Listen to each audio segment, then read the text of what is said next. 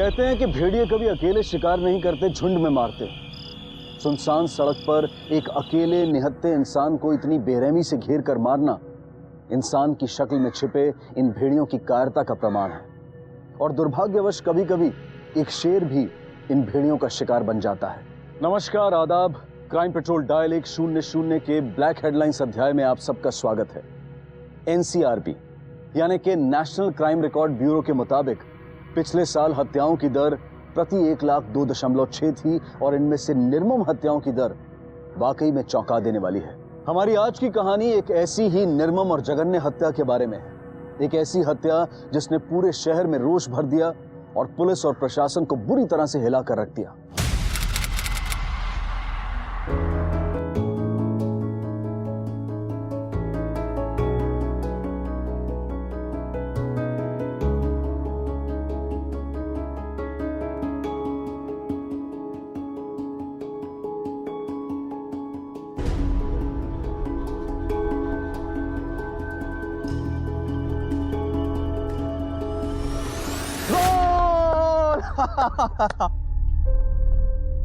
अरे बाबू रुको, अरे खूब भालो गोल छीलो। तुम कैसे किया ये? दोबारा कर सकते हो? अच्छा, तुम तो रोज खेलते होगे यहाँ इन बच्चों के साथ? ना काकू, पर रोज देखता हूँ इनको। वहाँ सामने मामा की चाय की दुकान पर काम करता हूँ तो वहाँ से साफ दिखाई देता है। मतलब सिर्फ देख के तुम इतने सीख गए? रोज क्यों नहीं खेलते? अच्छा, तुम्हारा नाम क्या है? बुधिया। এসব কি বলছেন বাবू? ऐसे कैसे हो सकता है? देखिए, आपका बेटा बहुत अच्छा खिलाड़ी बन सकता है। उसे आगे बढ़ने के लिए सिर्फ एक मौका की जरूरत है। आप खेलने दीजिए उसे। बाबू, जब से इसका बाप जेल में गया है तब से हम लोग सिर्फ एक ही वक्त खाना खाते हैं, और अगर इसकी कमाई चली जाएगी तब तो हम लोग सब भूखे मर जाएंगे। बाबू,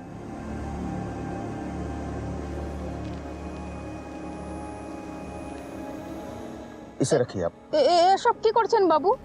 रखिए ना आप। ये देखिए, ये कोई दया और भीख नहीं है, ये स्टाइपेंड है, मतलब भत्ता है बुधिया का, जो हर महीना आपके पास पहुंच जाएगा। लेकिन आपको एक वादा करना होगा कि आप इसे खेलने से मना नहीं करेंगे। रजीश बाबू, चल। अरे अरे बस बस बस बस, तू नीचे कहाँ जा रहा है? तुझे बहुत ऊपर जाना है। हाँ?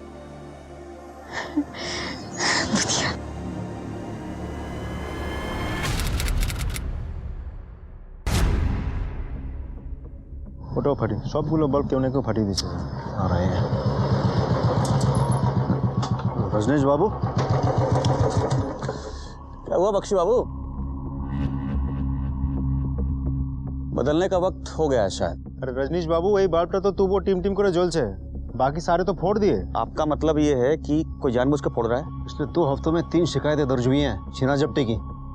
ये चोरियां स्ट्रीट लाइट्स फोड़ते हैं और अंधेरे का फायदा उठा के मुसाफिरों को लूटते हैं और लोगों को परेशान करते हैं। ओ, कहीं बाहर का गैंग है क्या? नहीं, मुझे लगता है इसी शहर का है, लेकिन आप फिक्र मत कीजिए रजनीश बाबू, बहुत जल्दी पकड़े जाएंगे। कुछ सोचा आपने? जी हाँ, आइए बताता हूँ। आइए।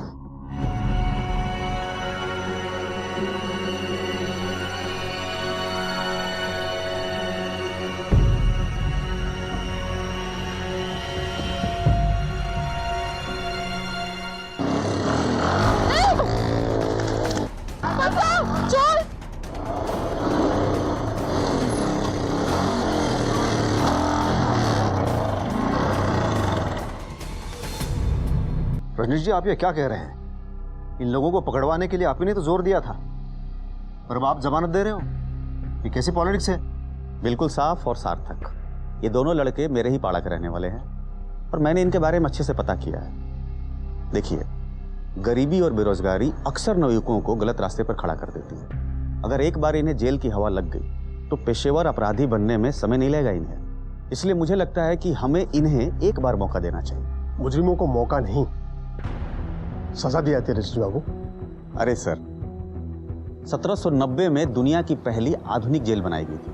तब से लेकर आज तक लाखों जेल बनाए हम लोगों ने, लेकिन समाज से जुर्म खत्म नहीं कर पाए। क्या इससे ये साबित नहीं होता है कि कमी कहीं ना कहीं हमारे तरीके में भी है, जिसे हमें बदलना चाहिए? अब देखिए, व्यवस्था को बनाए रखना आपका काम है और उसे बचाए रखना मेरा काम। आप अपना काम बखूबी से करें, अब मुझे मेरा काम करने दीजिए। इन रजनीश बाबू, यहाँ से जाने के बाद भी वो फिर से जुर्म के रास्ते पर नहीं आएंगे, इसकी गारंटी कौन लेगा? मैं लूंगा। जी जी। तो ठीक है, कल सुबह उन दोनों लड़कों को छोड़ देंगे। Thank you. देखा ना अपनी माँ का क्या हाल है। मुझसे जितना हो सकता है मैं करूंगा। तुम लोगों को भी आगे से ध्यान रखना होगा। रजनीश बाबू, आप यहाँ नीचे कहाँ बैठ गए? अरे आप ऊपर बैठिए ना, ये जगह तो हमारी है नीचे बैठने की। अरे मौसी, मुझे क्या गठिया हुआ है जो मैं नहीं बैठ सकता नीचे? अरे देखिए, एकदम ठीक हूं मैं। और मौसी, सबसे पहले ये ऊंच नीच की बात आप अपने दिमाग से निकाल दो, ठीक है? अब काम की बात करें, और भी जाना है मुझे कहीं। काम में तो नहीं मिला रजनीश बाबू, अगर कुछ काम मिल जाता तो शायद ये लोग ये पाप नहीं करते। अब तो सोने का भी बनकर लौटेंगे ना, तो कोई यकीन नहीं करेगा इन पर। मौसी, इंसान सोना नहीं होता है, मिट्टी का होता है। उसे फिर से गढ़ा जा सकता है।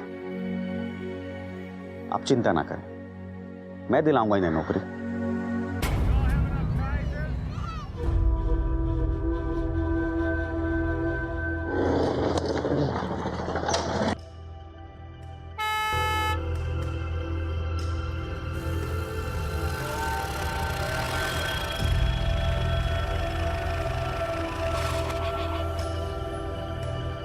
रजनीश बाबू, कैसे आना हुआ?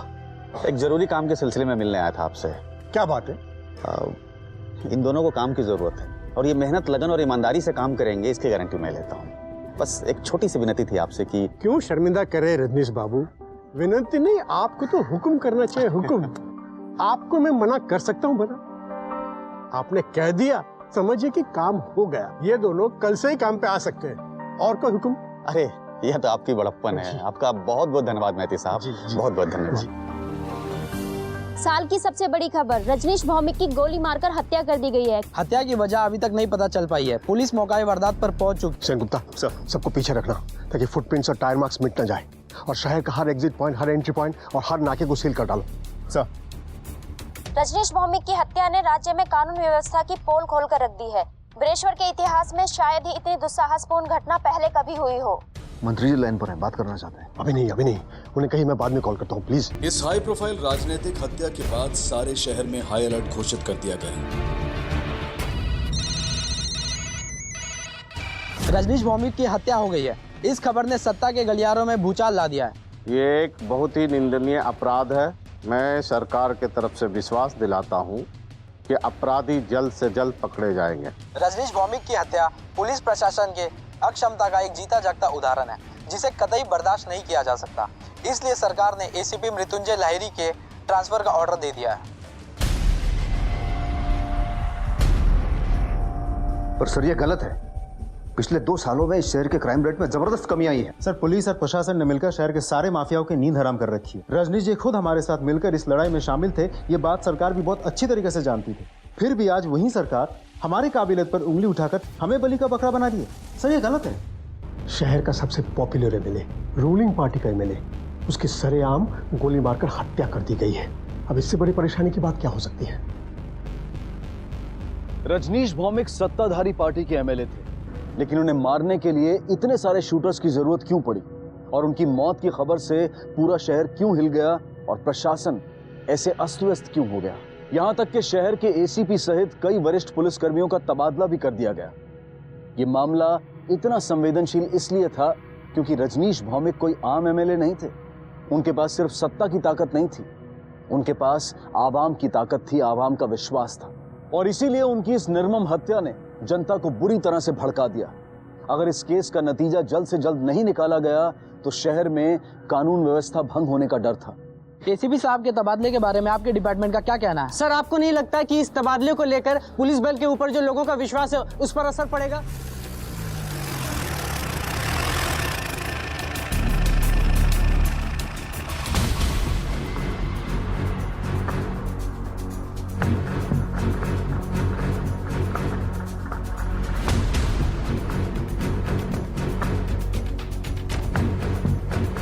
सर, आप? सुभाष सेन, इस शहर का नया एसीपी। सॉरी सर, रुकिए रुकिए रुकिए रुकिए रुकिए रुकिए रुकिए रुकिए। अभी शहर, ये केस आपकी रिस्पॉन्सिबिलिटी है, जिसे निभाने में मैं कोई कसर नहीं छोड़ूंगा। ये पीआई बख्शी है इस केस के इंचार्ज। सर एनीवे, ये इस केस की फाइल। ये मैंने रास्ते में पढ़ी है सर। मुझे हैरानी बस एक ही बात पर है कि एक एमएलए, वो भी बाइक पर, उस जगह क्या कर रहा था। आई मीन टू से, न कोई गाड़ी न गार्ड्स, स्ट्रेंज। वो वैसा ही था, अपने आप को शासक नहीं सेवक मानता था, ऐसे अकेले ही घूमता था। उसका मानना था कि अगर आम आदमी की तरह रहे तो ही आम आदमी से जुड़ सकता है। शायद सही भी था। जो खबरें हमें ढूंढनी पड़ती है वो आम आदमी से जुड़े रहने के कारण उसे आसानी से मिल जाती थी, विदाउट एनी एफर्ट। अब जैसे शहर में चल रही इलीगल माइनिंग की केस और उसकी खबर उसे चाय के ठेले में मिली।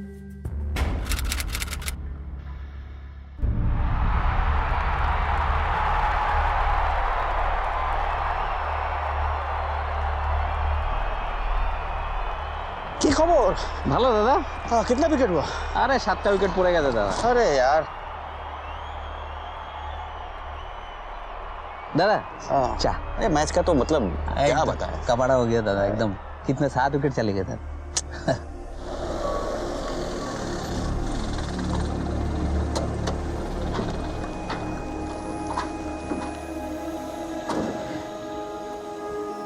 दादा मीठी और कड़क चाय দিচ্ছি বসুন। हाँ।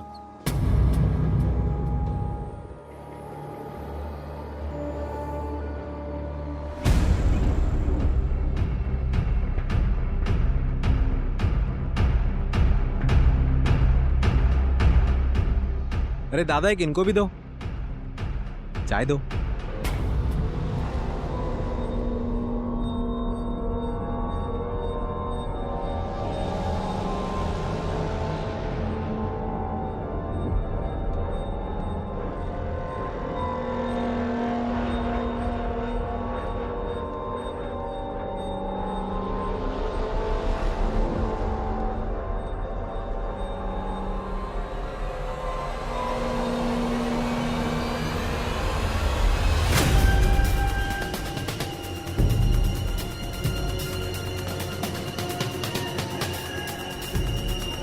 राखल। हाँ दादा आशी। तो सरकार ने बालू पे बैन लगाया, फिर ये कहाँ हो रही है माइनिंग? वार्ड नंबर 74 में दादा। रेती भर के लेके जाते हैं और अवैध शराब भर के लाते हैं।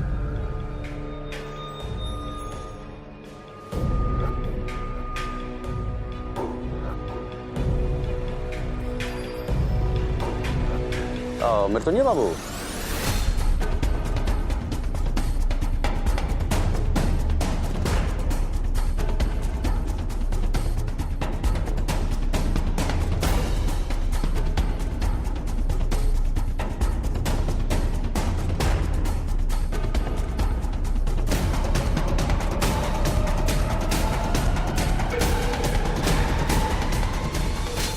मुझे मत मारो साहब, मैंने कुछ नहीं किया।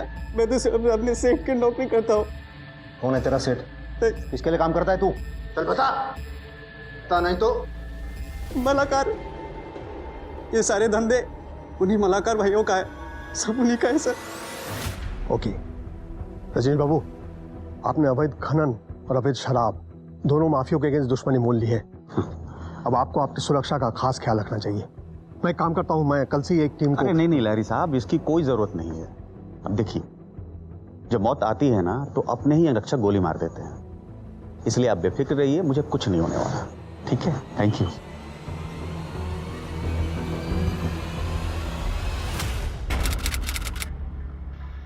तो मलाकार भाई इस केस में दोषी हो सकते हैं? बिल्कुल, प्लीज टेक योर सीट। अभी दोनों कहाँ हैं? वो दोनों बेल पर बाहर है। वो अपने आखिरी दिनों में रजनीश ऐसे ही खतरनाक लोगों से दुश्मनी मोल ली थी। हमने सभी सेलफोन कंपनीज को उन नंबर्स की लिस्ट तैयार करने को कहा है जो घटना के वक्त मौका वारदात पर या उसके आसपास मौजूद थे सर। लेकिन इसमें तो बहुत टाइम लग जाएगा सर। हमें 1 हफ्ता मान के चल रहे हैं, पर इससे ज्यादा वक्त भी लग सकता है। और ये मलाकार भाई, इनके बारे में क्या कर रहे हैं हम? हमने उनके घर पे छापा मारा था, पर वो भाग चुके थे। और सर उनके फोन्स बंद आ रहे हैं। हो ना हो इस हत्या के पीछे इन्हीं लोगों का हाथ है। उनकी कॉल डिटेल्स चेक किया आपने? मीन्स कहीं किसी कॉन्ट्रैक्ट किलर से पिछले कुछ दिनों में बात तो नहीं हुई? नहीं सर, ऐसा कोई कॉल नहीं आया। उनके फोन्स हमारे सर्विलेंस पे हैं? जी हाँ सर, जैसे ही एक भी ऑन होता है हमें पता चल जाएगा। उनके बैंक रिकॉर्ड्स चेक किया आपने? कहीं पिछले कुछ दिनों में कोई बड़ा ट्रांजैक्शन तो नहीं हुआ? No sir. हमें इन दोनों भाइयों को जल्द से जल्द ढूंढना होगा, क्योंकि इस केस में यही हमारे प्राइम सस्पेक्ट्स हैं। लेकिन हमें एक बात का खास ख्याल रखना पड़ेगा कि कहीं ऊंट की आड़ में लोमड़ी न बच के निकल जाए। सर मैं कुछ समझा नहीं। बख्शी, फुटबॉल खेली है तुमने? हाँ सर। गुड। उसमें तुमने देखा होगा कि हमेशा हम अपोनेंट टीम के स्टार प्लेयर ज्यादातर स्ट्राइकर को मार्क करते हैं, उसे चेक करते हैं, लेकिन फिर भी गोल कोई और कर जाता है। उसी तरीके से हमारे इस केस में हमारे प्राइम सस्पेक्ट्स मलाकार भाई हैं। लेकिन सबसे बड़ी बात यह है कि कहीं असली मुजरिम शक के दायरे से बाहर न निकल जाए। इस बात का ध्यान रखना होगा। सर ऐसे हाई प्रोफाइल केसेस अक्सर दो वजहों से सुलझ नहीं पाते। एक, या तो हत्यारे बहुत ताकतवर होते हैं, उनकी पहुंच दूर तक होती है जिसकी मदद से वो कानून को तोड़ मरोड़ कर अपने बचने का रास्ता बना लेते हैं, या फिर पुलिस के पास इतने ज्यादा सुराग होते हैं कि जांच के गलत दिशा में भटक जाने की संभावना बढ़ जाती है। इसीलिए नए एसीपी सुभाष सेन हर कदम बहुत सतर्कता के साथ उठा रहे थे। सेन गुप्ता, रजनीश भौमिक की पोस्टमार्टम रिपोर्ट का क्या हुआ? सर रिपोर्ट आ गई, ये रही। सर तकरीबन 6 देसी कट्टों से 6 गोलियां मारी गई। डेथ ऑन द स्पॉट हुई है सर। फिलहाल पोस्टमार्टम रिपोर्ट से हमें इतना ही पता चल रहा है।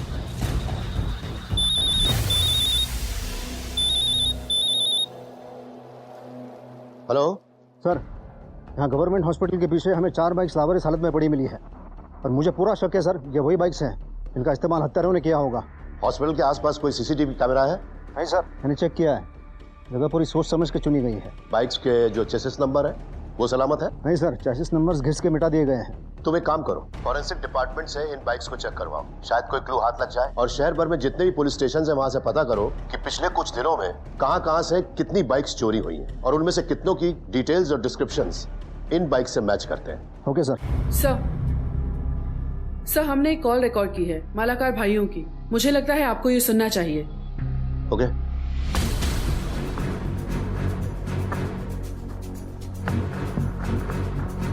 मैं बोल रहा हूँ। शक्ति मालाकार सर, सबसे बड़ा भाई। निर्गुण भाई मेरे, एक जरूरत आन पड़ी है, तुम्हारी मदद चाहिए। हाँ बोलो शक्ति, क्या हुआ? मैं तुझे एक अकाउंट नंबर देता हूँ, उसमें 5 लाख रुपए ट्रांसफर करना है तुझे आज ही। हो जाएगा, लेकिन तुम लोग हो कहाँ? इस रजनीश को तुम लोगों ने ही मारा क्या? फोन पर ये सब बातें नहीं कर सकता, तू अकाउंट नंबर लिख। हाँ बोलो। सर हमें निर्गुण को तुरंत ही अरेस्ट करना चाहिए। उसको तोड़ेंगे तो शक्ति मालाकार और उसके भाई का पता मिल जाएगा। नहीं, इनकी बातचीत से लगता है कि मालाकार भाइयों ने निर्गुण को लोकेशन नहीं बताई थी। तुम एक काम करो, इसको मेरे पास लेके आओ, मैं बात करता हूँ। Yes sir.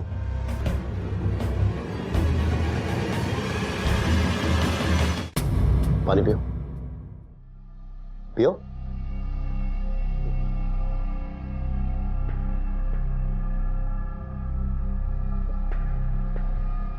सर मुझसे गलती हो गया सर, उसने खुद फोन किया था मुझे, इसलिए मैंने बात किया सर।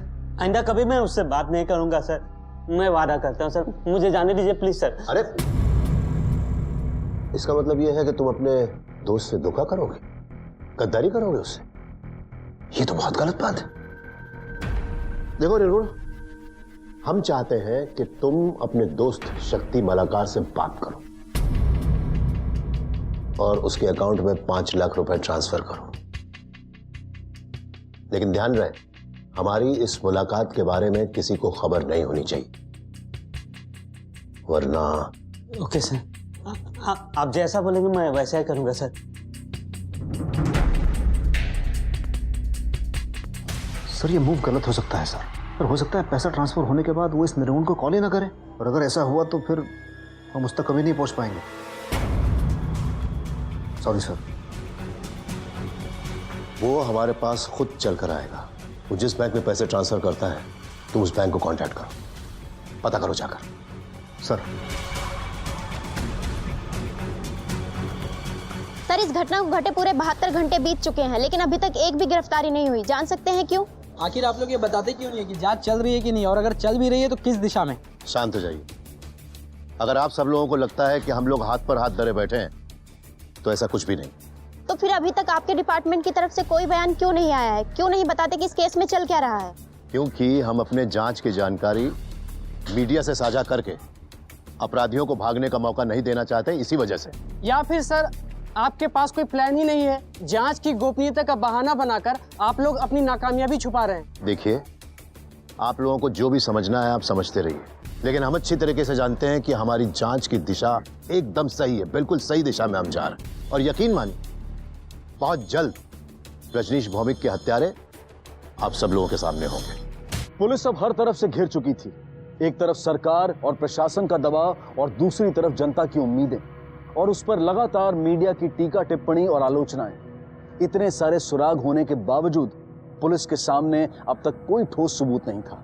एक एक पल के साथ निराशा के बादल गहरा रहे थे, और फिर 2 दिन बाद पहली बार पुलिस को एक ठोस सुराग मिला।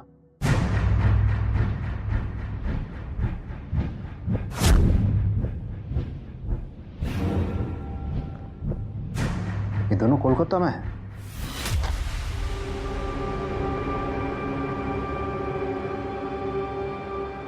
हेलो, लाल बाजार पुलिस स्टेशन।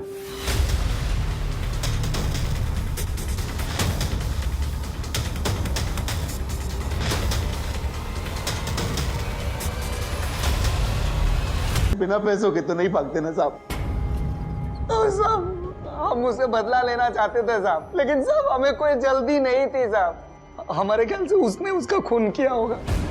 उसने मतलब किसने रे? साहब वो नीलू दी।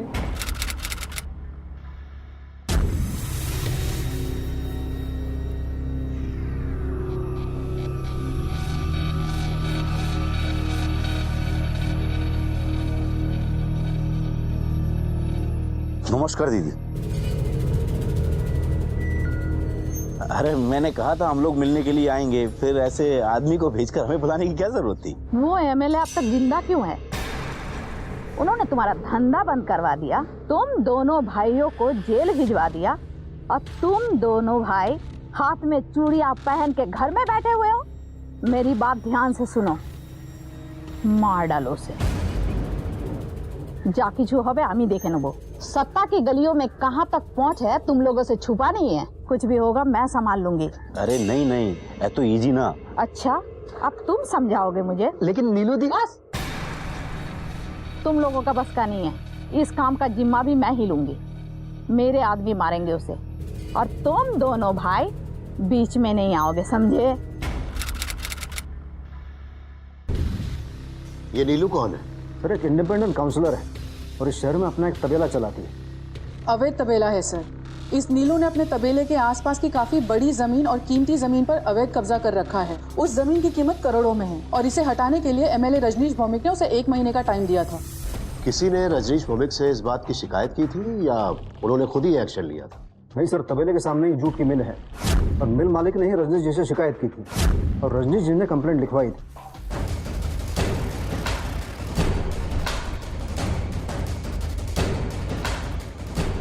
अंदर जाके देखो, पीछे भी देखो। इधर देखो। बोल, तेरी नीलू दी कहाँ है? अंदर जितने भी लोग हैं सबको उठाने लेके चलो, चलो।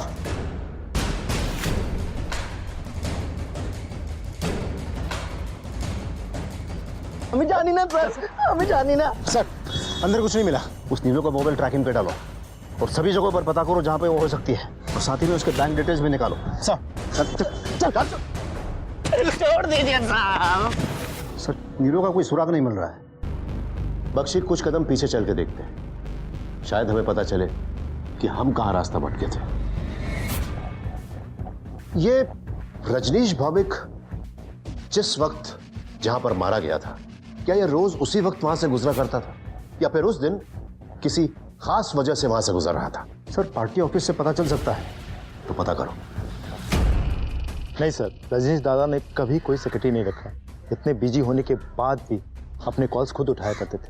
किससे कब मिलना है ये भी अपॉइंटमेंट वो खुद दिया करते थे, इसलिए पता नहीं चलता था कब किससे वो मिलने वाले हैं। लेकिन जिस रात उनकी हत्या हुई वो बता रहे थे कि अपने बड़े भाई से मिलने वाले हैं, और इसके बाद वो ऑफिस से निकल गए। जैसे ही ऑफिस से वो निकल रहे थे मित्रा जी का कॉल आया। ये मित्रा जी कौन है? मित्रा जी उनके बचपन की दोस्त हैं, स्कूल से, और पड़ोसी भी हैं। उनका कॉल कट के ये बता रहे थे कि मित्रा जी से मिलने के बाद वो अपने बड़े भाई से मिलेंगे। तो उस रात रजनीश अपने भाई से मिलने निकले। बड़ी अजीब सी बात है कि इस भाई का जिक्र हमारी अब तक की जांच में कहीं भी नहीं, और ना ही इस मित्रा का। सर, रजनीश जी का उनके भाई के साथ कोई खास करीबी रिश्ता नहीं था। ऐसा क्यों? सर, उनके भाई सूरजो भौमिक अपोजिशन पार्टी के मेंबर हैं। तब तो हमें सूरजो भौमिक से बात करनी चाहिए, और इस मित्रा से भी। क्या एड्रेस बताया था मित्रा का? शरद घोष रोड सर। ये तो उसी जगह के पास है ना जहां पर कत्ल हुआ था? जी हाँ सर, 10 मिनट की दूरी पर है। अगर रजनीश ने मित्रा से मिलने का प्लान अचानक बनाया था तो कातिलों को कैसे पता चला कि ये उसी वक्त पर वहां पहुंचने वाला है? सर, ऐसा भी तो हो सकता है कि कातिल को पहले से ही पता था, कातिल का कोई आदमी पहले से ही पीछा कर रहा हो। या फिर हो सकता है ये उनमें से किसी का प्लान हो कि उसी वक्त रजनीश को वहां बुलाया जाए। मित्रा से बात करो सर। और बख्शी, तुम सूरजो से जाकर मिलो। देखिए, आपके लिए मेरे पास 10 मिनट है, जो पूछना है पूछिए। बहुत दिन हो गए, आपने कभी ये जानने की कोशिश नहीं की आपके भाई की हत्या की जांच कैसे चल रही है? मैं न्यूज़ चैनल देखता हूँ ऑफिसर। आपको लग रहा होगा कि मुझे मेरी सगे भाई की फिक्र नहीं है, पर ऐसा नहीं है। हमारा रिश्ता ही कुछ ऐसा था। जब हम एक साथ खाना खाते थे घर में तो परिवार की बातें नहीं करते थे, हम पॉलिटिक्स, इकोनॉमिक्स डिस्कस करते थे। पब्लिक के सामने हम गले नहीं मिलते थे। इसका मतलब ये नहीं है कि हम दोनों में प्यार नहीं था।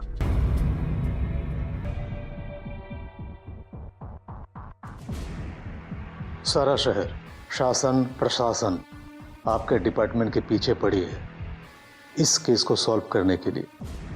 मेरा राय मानिए, यहां वक्त बर्बाद मत कीजिए, असली कातिल को पकड़िए।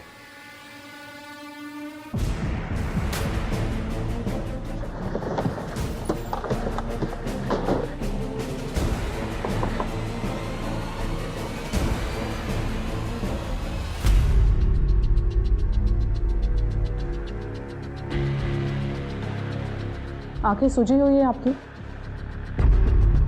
जी, वो विधवा होने के बाद से रजनीश दा ने ही सहारा दिया। उन्होंने हिम्मत दी और रोजगार भी। जिस रात रजनीश जी की हत्या हुई थी वो आपके बुलावे पर आपसे मिलने यहाँ आए थे? क्यों? ऐसी भी क्या बात करनी थी उनको जो आपसे मिलकर ही करनी थी? माधव और शाधुन के बारे में उनसे कुछ बात करनी थी। हेलो मित्रा। अच्छा रजनीश दा, आपसे कुछ ज़रूरी बात करनी थी। क्या आप आज थोड़ी देर के लिए घर आ सकते हैं? आ तो सकता हूँ, मगर देर हो जाएगी। आप आ जाइए, मैं आपका इंतजार करूंगी। ठीक है। माधव और शाधुन को दिहाड़ी मजदूरी के ठेकेदारी का काम रजनीश दा ने ही दिलवाया था, पर लालच के चक्कर में उन्होंने मजदूरों को तनख्वाह ही नहीं दी। जब रजनीश दा को पता चला तो वो उन दोनों से बहुत नाराज़ हुए, तो उन्हें रजनीश दा से माफ़ी दिलवाने के लिए ही मैंने उन्हें यहाँ बुलवाया था। मतलब ये माधव और शाधुन, इन दोनों को पता था कि रजनीश जी आने वाले हैं? माँ कसम कहे साहब, माँ काली देवी, हमें नहीं पता था कि रजनीश दा मित्रा जी से मिलने वाले। वो हमारे भगवान थे, हमारे मसीहा। हम लोग उनको क्यों मारना चाहेंगे साहब?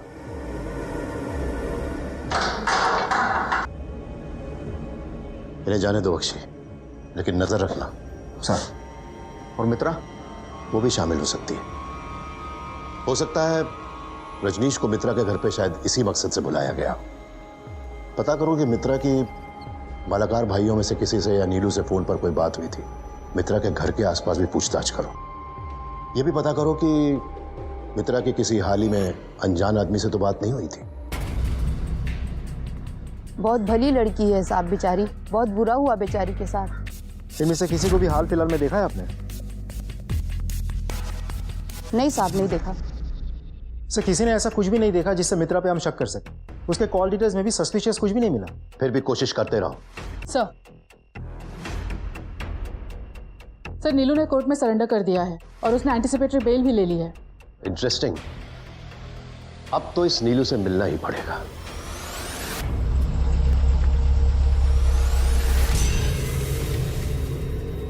मलाकार भाइयों का कहना है कि रजनीश भौमिक की हत्या के पीछे आपका हाथ है।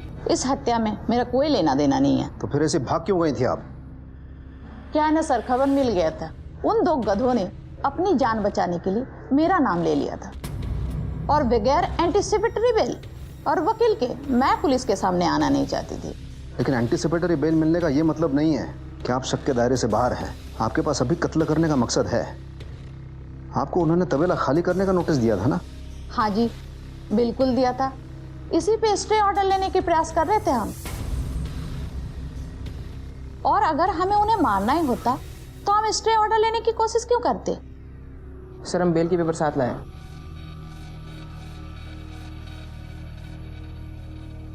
सर आप जा सकते हैं। Thank you sir.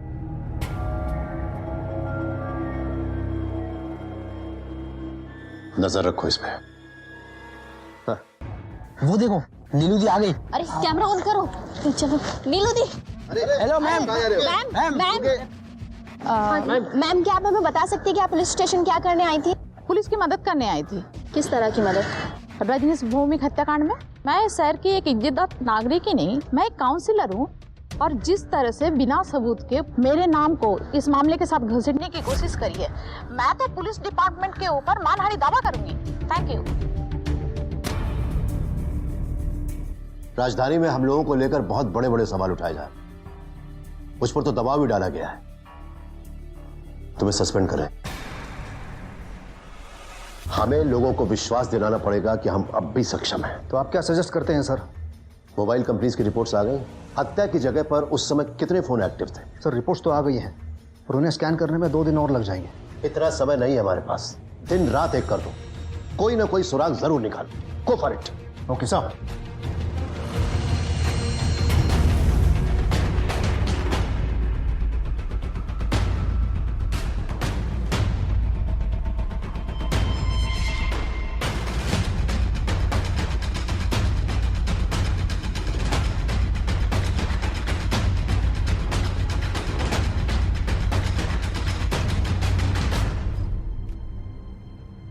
सर एक बहुत बड़ा सुराग हाथ लगा है। उस रात बहुत सारे नंबर्स एक्टिव थे, पर 7 नंबर्स खास हैं और ये 7 नंबर एक ही सीरीज में है और एक ही आदमी के नाम पर रजिस्टर्ड है। और ये पौधो गोई रंगामाटी गांव से। रंगामाटी? सेन गुप्ता, तुम फौरन एक टीम लेकर रंगामाटी निकल जाओ। मुझे पूरा यकीन है कि कोई ना कोई बहुत बड़ा सबूत मिलने वाला है। You go ahead. Sir. Bakshi, पता करो कि इस गांव का इस हत्या से क्या कनेक्शन है। कोई ना कोई संबंध जरूर निकलेगा। गो अहेड। सर।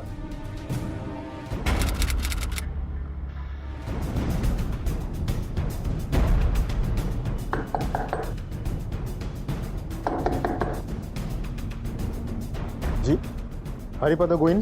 वो तो 6 साल पहले गुजर गए। हेलो सर, ये हरिपद गोइन तो 6 साल पहले ही गुजर गए। व्हाट? मुझे लगा ही था। नकली आईडी, 7 नकली नंबर। इस मर्डर के पीछे बहुत लंबी चौड़ी प्लानिंग है। तुम वहीं रुको सेन गुप्ता, मुझे पूरा यकीन है और भी बहुत सारे सबूत मिलेंगे। Okay sir. सर आपका अंदाजा बिल्कुल सही था सर। रंगामाटी का इस केस के साथ बहुत बड़ा संबंध है। रजनीश भौमिक रंगामाटी से थे। ओके।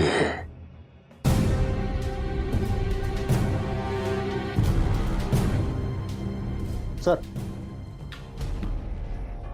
बख्शी, ये कॉल रिकॉर्ड्स बहुत कुछ बताने की कोशिश कर रहे हैं। क्या है सर? पक्का तो नहीं कहा जा सकता।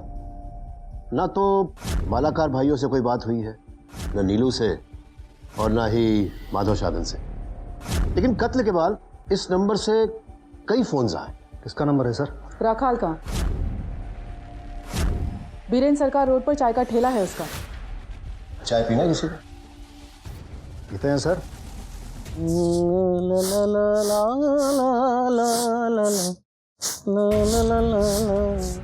चाय देना है बाबू। वो सुन। ए बुधिया, ए आधा टन नहीं है तो।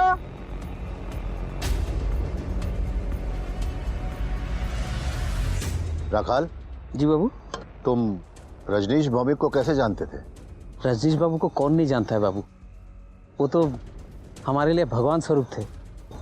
वो जो दो गुंडे थे, बदमाश साधन और माधव को जेल से निकाल के रजनीश बाबू ने नौकरी दिलाई थी। वो भी हमारे गांव के ही हैं बाबू। रांगामाटी? जी बाबू हैं। वो रजनीश बाबू अपने भैया के साथ, वो सूर्यो दादा, उसके साथ अक्सर यहाँ आते थे। बाबू शायद बाबू, ये जो आप लड़का देख रहे हैं ना, ये भाटाभाटी फुटबॉल खेलता है। तो हमारा रजनीश बाबू इसके लिए वही स्टाइपेंड। हाँ बाबू, वही स्टाइपेंड दिलाया था फुटबॉल खेलने के लिए। वही रजनीश बाबू के गुजरने के बाद ये लड़का फिर आ गया काम करने के लिए। अच्छा ये बताइए, रजनीश बाबू और सूर्यो बाबू, इनके आपस में संबंध कैसे थे? बाबू वही रजनीश बाबू और सूर्यो बाबू एकदम अलग हैं।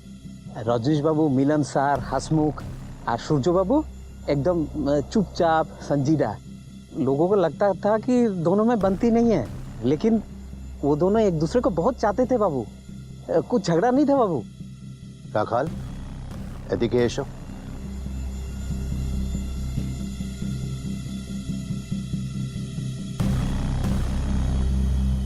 राखाल, तुमने सूर्यो मम्मी को फोन लगाया था 3 बार, किस लिए?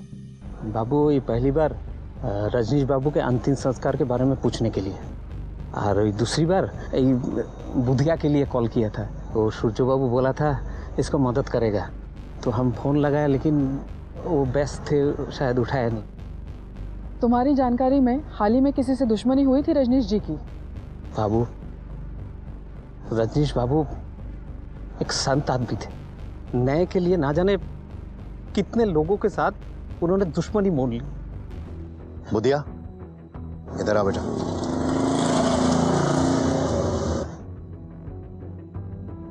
बेटा, तुम घर जाओ और अपनी ट्रेनिंग पर ध्यान दो। पैसों की चिंता मत करना। हाँ, रजनीश ही नहीं है तो क्या हो, तुम्हारी स्कॉलरशिप का इंतजाम हम लोग करवाएंगे।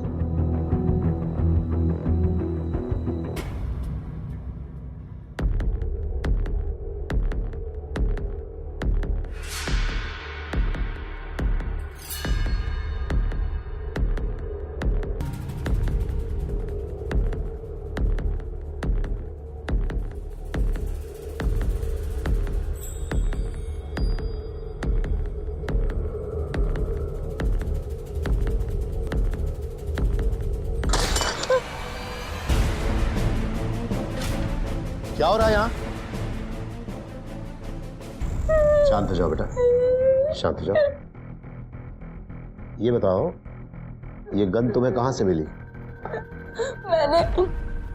मैंने माधव और सदुन को वो टूटा हुआ खंडर के पीछे कुछ छुपाते हुए देखा। उनके जाने के बाद मैं वहां गया तो मुझे ये बंदूक मिली, और भी थी। मैंने सोचा बेच के पैसे ले लूंगा, क्योंकि रजनीश काकू के जाने के बाद मेरा फुटबॉल बंद हो गया और फिर से मुझे चाय की दुकान पर काम करना पड़ रहा था। पर कल आप लोगों की बात सुनने के बाद मुझे सब समझ में आ गया कि ये बंदूक कहाँ इस्तेमाल करी है। रजनीश काकू ने मेरे लिए इतना किया तो फिर मुझसे रहा नहीं गया और ये बंदूक आपके पास ले आया।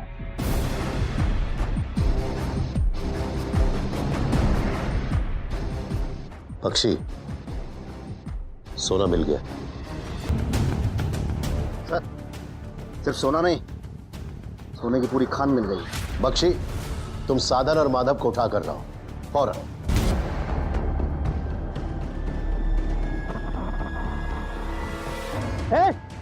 पकड़ो उसे। चल चल।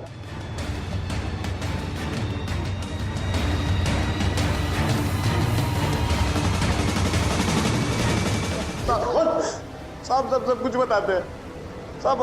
हाँ हमने नीलू दीदी और मालाकार दा के कहने पे सब कुछ किया था साहब। हमने ही रंगामाटी जाकर अपने पड़ोसी के नाम पर नंबर निकाले साहब। उस आदमी ने तुम पर इतना भरोसा किया, उसके एहसानों का तुमने बदला इस तरह चुकाया? साहब पगला गए थे हम, गुस्सा आ गया था हमें जब रजनीश दा ने सब मजदूरों के सामने हमें जलील किया। हमारा खून खोल उठा साहब, 1-2 पैसे वापस करने पड़े। अब ऊपर से वो जिल्लत। हमने मित्रा दी से बात की थी, हम जानते थे कि रजनीश दा मित्रा दी की बात कभी नहीं टालेंगे, और फिर जैसे पता चला कि वो रजनीश दत्ता जी से मिलने देर रात आने वाले, तो हमने सारे शूटर्स को खबर कर दी, और इससे अच्छा हमें नहीं मौका मिलने वाला था साहब। बहुत फायदा उठाया तूने मौके का। हाँ, इस बार तुम्हारी जमानत देने वाला कोई नहीं आने वाला, समझा? सेन गुप्ता, मालाकार भाई और नीलू दोनों शामिल थे इसमें। अरे साहब, लेकिन मैं साहब, अरे क्या किया क्या?